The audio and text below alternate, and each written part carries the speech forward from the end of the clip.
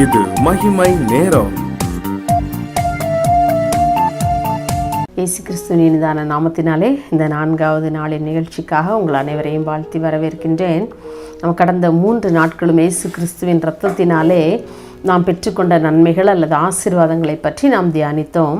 இந்த 4வது நாளிலும் கூட இயேசு கிறிஸ்துவின் இரத்தம் நமக்கு எதை செய்கிறது அல்லது என்ன நன்மை தருகிறது என்றால், நம்முடைய மனசாட்சியை இயேசு கிறிஸ்துவின் இரத்தம் சுத்திகரிக்கிறது. எபிரேயர் 9ஆம் அதிகாரம் 14ஆம் வசனத்திலே வாசிக்கலாம்.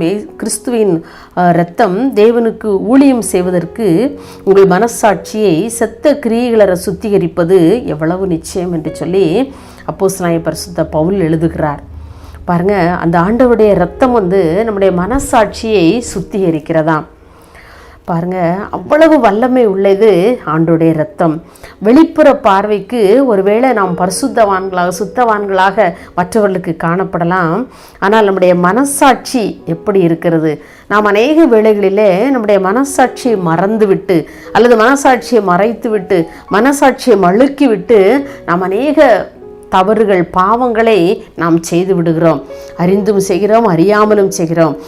மனசாட்சி நாம் மறந்து விடுகிறோம். அந்த நேரத்தில் மனசாட்சி என்று ஒன்று இருக்கிறதா என்று சொல்லி. ஆனால் வேதம் சொல்லுகிறது, உங்களுடைய மனசாட்சியை செத்த கிரியைகளை சுத்திகரிப்பது ஆண்டவருடைய இரத்தம் மாத்திரமே என்று சொல்லி.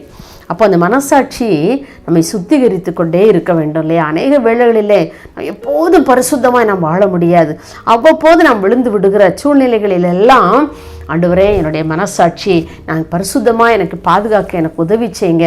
உங்களுடைய இரத்தம் மாத்திரம் என்னுடைய மனசாட்சியை எல்லா செத்த கிரியைகளற சுத்திகரிக்க வல்லமை உள்ளது என்று சொல்லி நம்ம அவருடைய சமூகத்தில் கெஞ்சும் பொழுது நிச்சயமாகவே அவருடைய மனசாட்சி குற்றமற்றதாக அவர் காக்க அவர் வல்லமை உள்ளவராக இருக்கிறார்.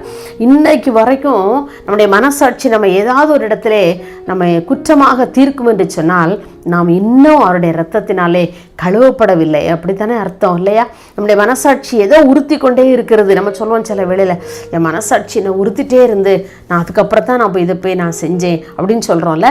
அப்போ அந்த மனசாட்சியினுடைய உறுத்தல் நமக்கு இல்லை அப்படின்னு சொன்னால், நம் பாவத்தை துணிகரமாக நான் செய்தோம் என்று சொன்னால் அவருடைய இரத்தத்தால் நான் இன்னும் கழுவப்படலை அப்படின்னு தான் அர்த்தம் இல்லை.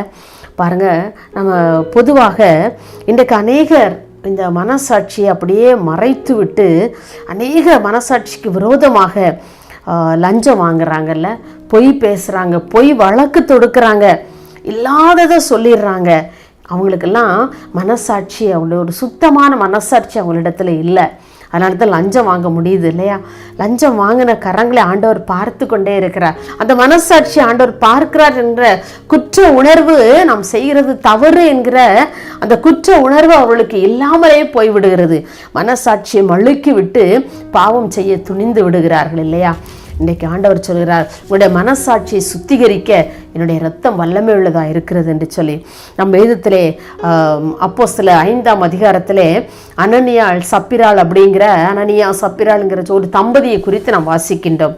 பொதுவாக அப்போஸ்தலருடைய காலங்களிலே, அப்போஸ்தலர் 2ஆம் அதிகாரம் 44ஆம் வசனத்திலே வாசிக்கிறோம், அவர்கள் எல்லாவற்றையும் பொதுவாக வைத்து அனுபவித்தார்கள். தங்களுக்கு என்று சொல்லி அவர்கள் எதையுமே தனியாக எடுத்து வைத்ததில்லை. எல்லாவற்றையும் அவர்கள் பொதுவாக வைத்து அனுபவித்தார்கள் என்று சொல்லி வேதத்தில் வாசிக்கிறோம். ஆனால் இந்த அப்போஸ்தலர் 5ஆம் அதிகாரத்திலே பார்த்தோன்னு சொன்னால், இந்த தம்பதிகள் என்ன செய்கிறாங்க, தங்களுடைய நிலத்தை விற்று அதில் ஒரு பகுதியை தனக்காக என்ன செய்றாங்க, எடுத்து வச்சுக்கிறாங்க. எடுத்து வச்சுட்டு பேதுருவிடத்தில் அந்த காணிக்கை அந்த பணத்தை கொண்டு வர்றாங்க. பேதுருவோடு கூட பரிசுத்த ஆவியானவர் இடைப்படுகிறார்.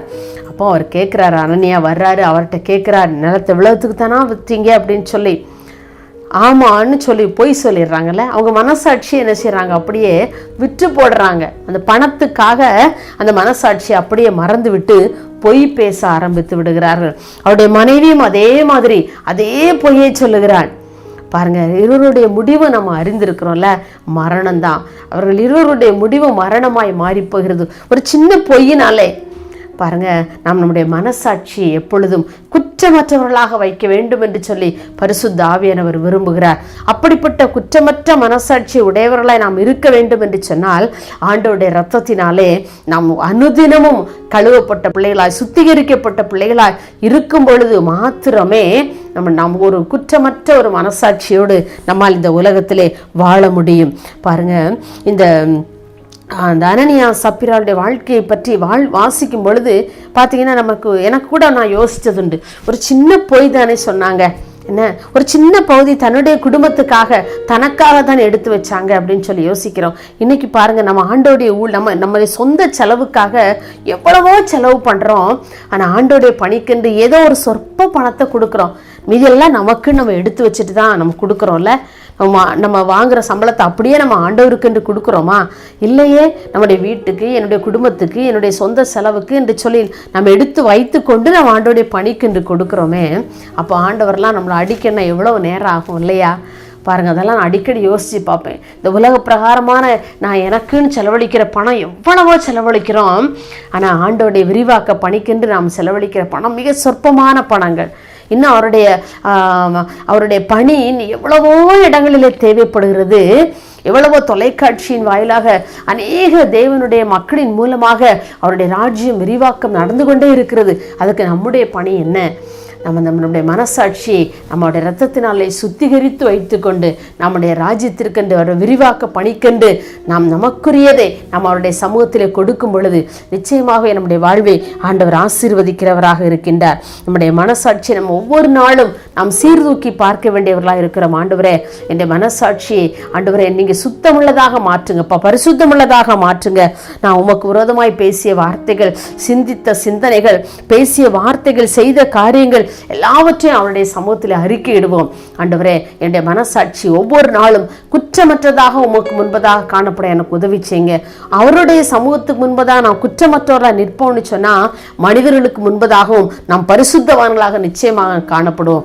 ஆண்டவருக்கு முன்பதாக நாம் குற்றமுள்ளவர்களாக நிற்போம் என்று சொன்னால் நம்முடைய இந்த சரீர பிரகாரமான உலக பிரகாரமான வாழ்க்கையிலும் கூட நாம் குற்றமுள்ளவர்களாகவே காணப்படும். நம்முடைய மனசாட்சி நம்மை உறுத்தி கொண்டே இருக்கும். நீ இந்த பாவத்தை செய்தாய், இந்த தவறான பேச்சை பேசினாய், இவர்களுக்கு விரோதமாய் என்னென்ன காரியங்களை எல்லாம் செய்தாய், ஒளிப்படத்தில் இந்த பாவத்தை செய்தாய், ரகசிய பாவங்களில் ஈடுபட்டிருந்தாய் என்று சொல்லி நம்முடைய மனசாட்சி நம்மை குத்தி கொண்டே இருக்கும் என்று சொன்னால் நாம் இன்னமும் அவருடைய இரத்தத்தினால் கழுவி நாம் சுத்திகரிக்கப்படவில்லை என்ற அர்த்தம். இன்றைக்கு நாம் நம்முடைய மனசாட்சியை உயிர்ப்பிக்கும்படியாய், நம்முடைய மனசாட்சியை சுத்திகரிக்கும்படியாய் நம் ஆண்டவருடைய சமூகத்திலே கெஞ்சுவோமா? மகா இரக்கம் கிருபை நிறைந்த எங்கள் அன்புள்ள இயேசுவே, ஆண்டவரே, இந்த நாள் அப்பா உம்முடைய சமூகத்திலே கேட்ட தியானித்த இந்த நல்ல வசனங்களுக்காக உமக்கு நாங்கள் நன்றி செலுத்துகிறோம். ஐயா, உம்முடைய ரத்தம் எங்களுக்கு பல்வேறு ஆசீர்வாதங்களை எங்களுடைய வாழ்க்கையிலே கொண்டு வருகிறாய் இருப்பதற்காக உமக்கு நாங்கள் நன்றி செலுத்துகிறோம். கடந்த 3 நாட்களும் நாங்கள் அதை சிந்தித்தோம். ஐயா ஆண்டவரே, இந்த 4வது நாளிலும் கூட உம்முடைய ரத்தமானது எங்களுடைய மனசாட்சி சுத்திகரிக்க, செத்த கிரியைகளை சுத்திகரிப்பது எவ்வளவு நிச்சயமாக இருக்கிறது ஆண்டவரே. அப்பா, அநேகர் இந்த நாட்களிலே தங்களுடைய மனசாட்சியை மறந்துவிட்டு, மனசாட்சியை மறைத்து மழுக்கிவிட்டு அநேக பாவங்களிலும் தவறுகளிலும் மீறுதலிலும் ஆண்டவரே விழுந்து கிடப்பதை நாங்கள் அறிகிறோம். ஐயா ஆண்டவரே, எவ்வளவு பெரிய பரிசுத்தவான்கள், எவ்வளவு ஆண்டவரே ஒரு சின்ன காரியங்களிலே தவறு போய் விடுறாங்க. ஆண்டவரே, தன்னுடைய மனசாட்சியை மறந்த பிள்ளைகளாக விழுந்து போகிறாங்கப்பா. இன்றைக்கு நாங்களும் கூட அநேக வேளைகளிலே என்னுடைய மனசாட்சியை மறைத்து ஆண்டவரே உம்முடைய சமூகத்துக்கு நேராக ஆண்டவரே நாங்கள் அநேக பாவங்களை உமக்கு விரோதமாக அநேக தவறுதல்களை மீறுதலை பாவங்களை செய்த பிள்ளைகளாக உடைய சமூகத்தில் வந்து நிற்கிறோம். ஐயா ஆண்டவரே, எங்களுடைய மனசாட்சி எங்களை குற்றமுள்ளவர்களாக இன்றைக்கும் தீர்த்து கொண்டே இருக்கிறதப்பா. ஆண்டவரே, இன்றைக்கு உடைய சமூகத்துக்கு நேரே கெஞ்சி நிற்கிற எங்கள் ஒவ்வொருவரையும் ஐயா எங்கள் மனசாட்சியை சுத்திகரிக்கும்படியா நாங்கள் ஜெபிக்கிறோம். உடைய ரத்தம் மாத்திரம் எங்களை சுத்திகரிக்க வல்லமை உள்ளது என்று நாங்கள் விசுவாசிக்கிறோம். எங்கள் மனசாட்சியை பரிசுத்தமாய் நாங்கள் பாதுகாத்துக் கொள்ள உடைய ரத்தம் ஒன்றுமே எங்களுக்கு போதுமானதாக இருக்கிறதப்பா. எங்களுடைய மனசாட்சியை கர்த்தர் நீங்க சுத்திகரித்து நாங்கள் உமக்கு முன்பதாக குற்றமற்ற பிள்ளைகளாக எங்களை நிலைநிறுத்தும்படியா ஜெபிக்கிறோம். உடைய வருகை வரையிலும் நாங்கள் சுத்தவான்களாய் காணப்பட அப்பா நீர் எங்களை ஆண்டவரே எங்களை ஒவ்வொரு நாளும் பரிசுத்தப்படுத்தி உடைய சமூகத்துக்கு நேர நிற்கத்தக்க எங்களை பலனுள்ளவர்களாய் மாற்றும்படியா ஜெபிக்கிறோம்.